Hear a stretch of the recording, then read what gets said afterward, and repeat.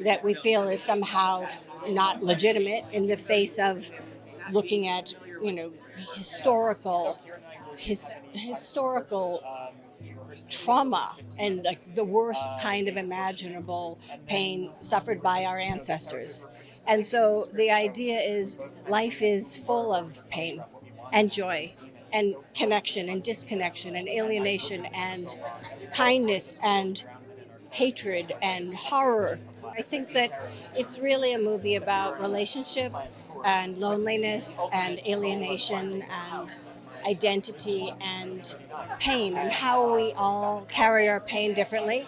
And everybody has pain, and some people have it are covert pain carriers, and some are just hot messes, and it looks really obvious, and people can recoil from it. But the truth is, it's the empathy that I think this movie it really uh, it it demands, and it shows how much everybody is suffering, and that there is the like fancy problem pain, and so I go there hungry for connection, hungry to be seen, and I meet Benji, who's played by Kieran, and there is this instant connection of he sees me, I see him, my mother energy is just like I am a mother. I am a mother, the character's a mother, and that mother energy when she sees him and his pain, I think she just really wants to help him manage it and also not deny it and identify with it and make him feel less alone, and he makes her feel less alone. And it's just this movie is so it's so much about it's a human, beautiful movie about what it is to be alive.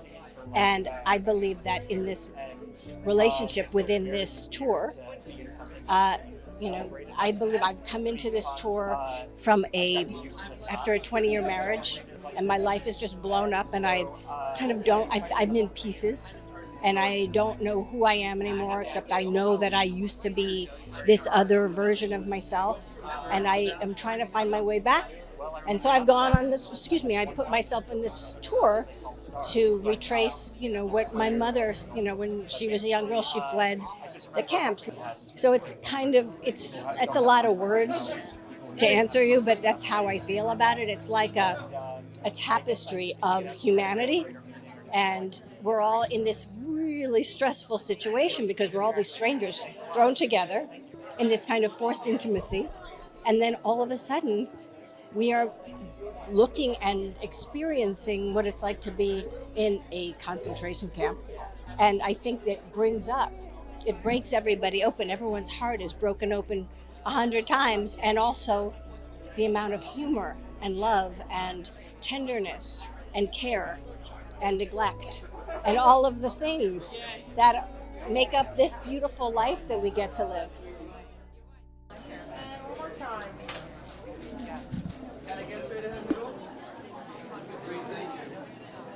All of you here, please. Thank you.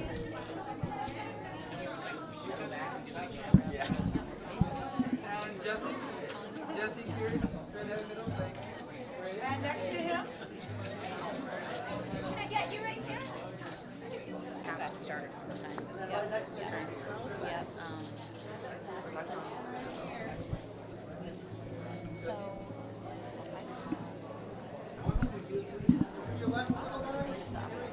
Now he's with Disney. So yeah, he's not involved whatsoever.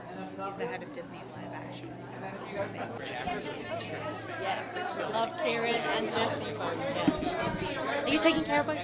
Just great.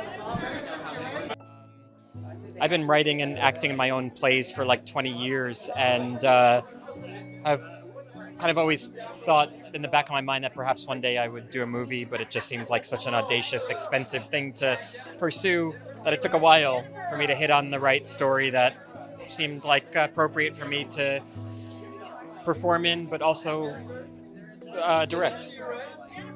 Oh, thank you so much. The movie has an unusual tone. It's funny, but also kind of focusing on these big, weighty themes. And the cast I was able to put together were just the perfect group of people because they are generally funny people, but they're not comic actors, and so they can play the gravity, they can play the kind of fraught, complicated feelings that they're all experiencing, while also keeping an eye on the kind of lighter tone that the movie's trying to balance. I really fell in love with Poland. My family comes from there. We filmed at the house that my family lived in up until 1939. There's actually a shot from inside the window of my great aunt Doris, who was like my personal mentor, and so it was really autobiographical and special. And on the other hand, it was also I was also there as a tourist and getting to see these incredible cities, travel the countryside. So it felt at once that I was visiting something foreign and also something very personal. Yeah, early on in writing the script, I decided I wanted it to all be scored by Chopin, who's a Polish composer. And so I wrote the scenes to the specific pieces that play in the movie. I would play this pieces on set so that the crew and the cast understood the pacing of the scenes and what would be playing underneath the various sequences, so that we all felt like we were part of this thing that was already emotional, that it wasn't just this intellectual exercise of figuring out what the scenes would be, but actually this emotional, visceral experience as well. Hi, Will. Hi, how are you? Suit is off.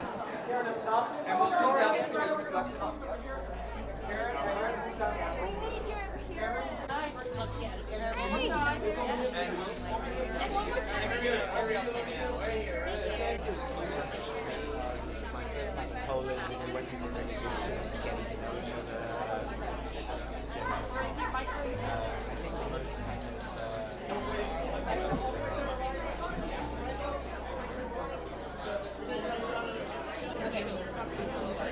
Okay, good. And then Dave? Cool, that's good. How embarrassing that I'm backtracking. Hi.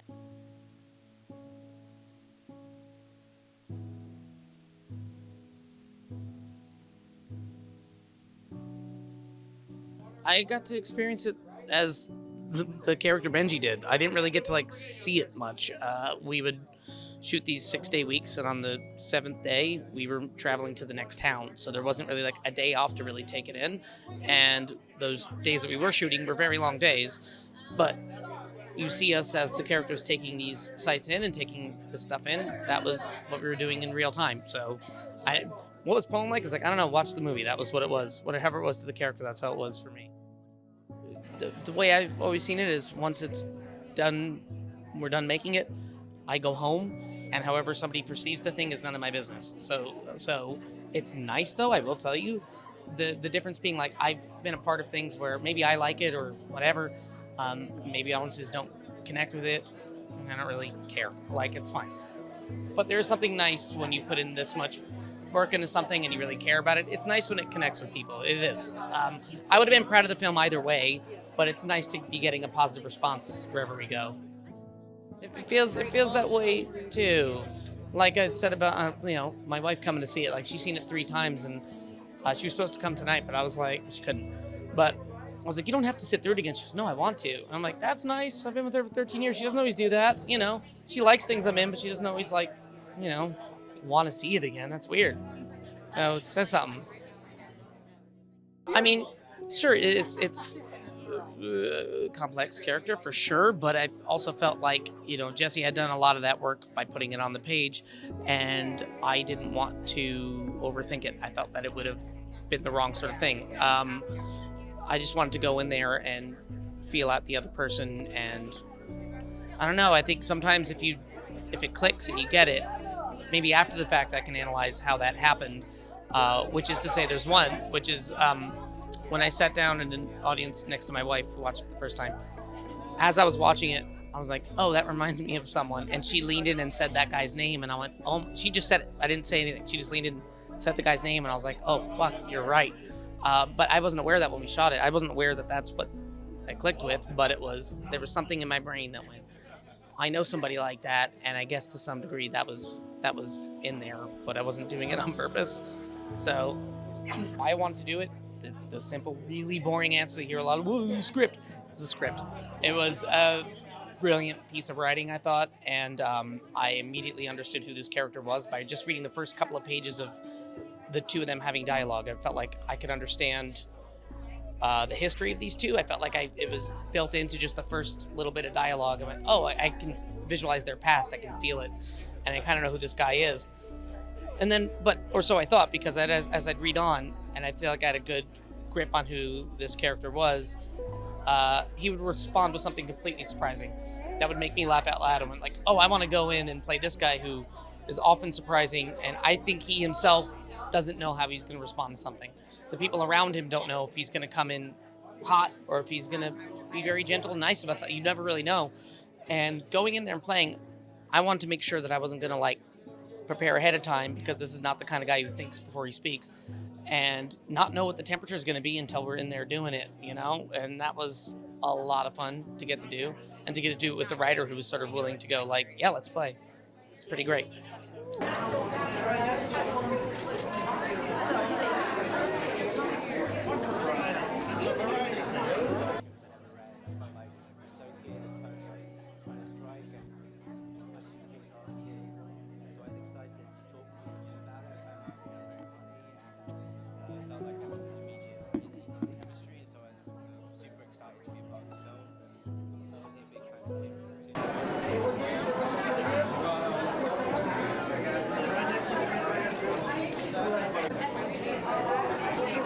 Yeah, no worries.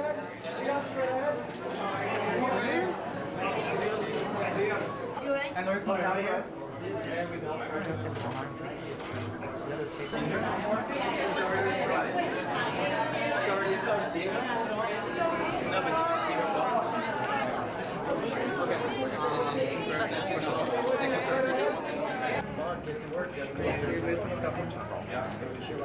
you look this way here? Perfect.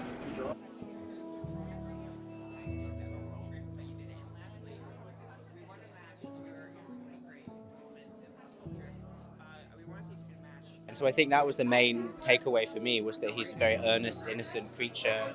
And as the film plays out, Benji, the character that Kieran plays, he kind of is so raw and honest and unfiltered with everyone, and sort of makes his mark on each of us, sort of by turns. And for Jesse's character, David, that's kind of fascinating but also frustrating, because, Benji, for example, with James, he kind of starts questioning his methodology. He's like, this tour is so cold, it's full of facts, it's too much information, it doesn't feel real. Shouldn't we be more emotionally connected with, with the stuff that we're talking about? And rather than sort of offend my character, it almost seems to break him open, and he sort of starts to almost fall in love with the guy for it, and he's grateful for it. So I play James, who is the tour guide for the group as they travel around Poland and learn about Jewish history within Poland. And I guess, when I first talked to Jesse about James, he sort of described him as somebody who has zero bad intentions. He's not himself Jewish, but he is passionate about this history, and he really wants to educate the group and to, there's not a bad bone in his body. Emma's not walking.